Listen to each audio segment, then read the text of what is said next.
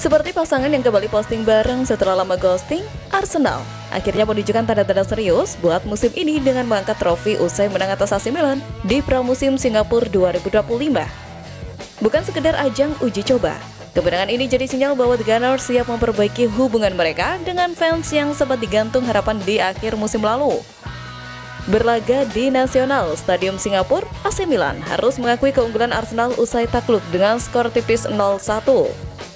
Satu-satunya gol dalam laga tersebut dicetak oleh winger asal Inggris Bukayo Saka. Kedua tim memanfaatkan laga ini untuk menurunkan sejumlah pemain anyar, termasuk Christian Norgard, Martin Zubimendi, Kepa Arrizabalaga, dan Samuel Ritchie. Sepanjang babak pertama, Arsenal tampil lebih dominan dan terus menekan lini belakang Milan. Sementara itu, Rossoneri yang menerapkan skema 5 back tampak lebih fokus bertahan dan hanya sesekali mengandalkan serangan balik cepat untuk mengancam gawang lawan. Di sisi lain, Meriam London tampak dominan menyerang dari sisi sayap kanan lewat pergerakan Bukayo Saka. Peluang emas sempat didapatkan Arsenal lewat tandukan Riccardo Calafiori yang masih dihalau bek Milan tepat di garis gawang. Milan pun sempat mengancam lewat Rafael Leao dan Christian Pulisic yang masih belum memberikan ancaman berarti untuk David Raya. Skor 0-0 menutup paruh pertama. Di babak kedua, Arsenal langsung tancap gas dan berhasil menjebol gawang AC Milan di menit ke-53 lewat Bukayo Saka.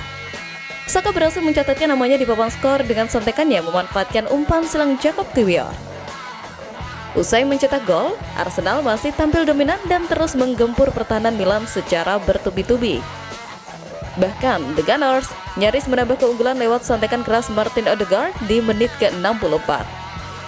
Memasuki menit ke-80, Milan tak bisa memberikan ancaman apapun ke pertahanan lawannya tersebut. Bahkan, Rossoneri tak bisa melepaskan satu tembakan pun ke gawang lawan dan menciptakan peluang apapun di menit-menit akhir.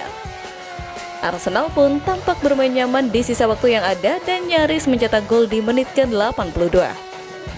Meriam London juga nyaris menambah gol lewat Reiss Nelson di menit ke-86 dengan sontekan kerasnya. Tapi hingga laga usai tak ada gol tambahan, sehingga skor 1-0 tetap bertahan untuk kemenangan Arsenal.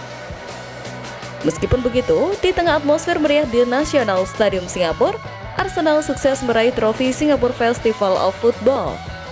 Secara keseluruhan, ini bukan sekedar kemenangan. Trofi tersebut menjadi sinyal positif bagi persiapan Arsenal menatap musim 2025-2026. Meski hanya sebuah trofi pramusim, adu penalti dan debut banyak wajah baru memberikan harapan dan energi baru. Selamat Arsenal, semoga ini membuka jalan bagi kesuksesan nyata musim depan. Namun, di balik selebrasi itu, perhatian fans langsung tertuju ke bursa transfer, khususnya lini serang yang dinilai masih belum tajam. Jawabannya pun akhirnya datang. Here we go. Victor Gyökeres resmi merapat ke Emirates, menjadi rekrutan besar yang diyakini mampu mengatasi krisis ketajaman Arsenal musim lalu. Striker asal Swedia itu disebut sebagai potongan terakhir dalam puzzle ambisi The Gunners untuk menantang gelar musim 2025-2026. Sebelumnya, proses negosiasi mengalami hambatan berkepanjangan, khususnya terkait struktur nilai add-ons dalam perjanjian dengan Sporting.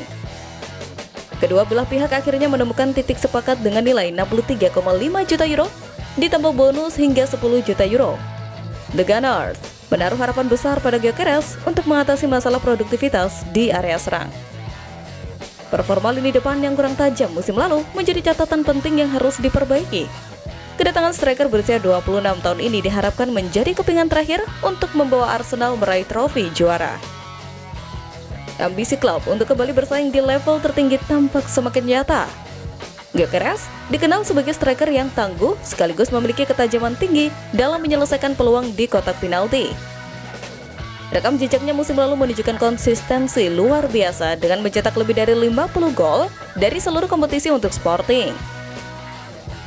Pencapaian tersebut mencakup performa gemilang di ajang kompetisi Eropa. Arsenal selama ini kerap mengalami kesulitan dalam mengeksekusi peluang saat berhadapan dengan tim yang menerapkan garis pertahanan rendah.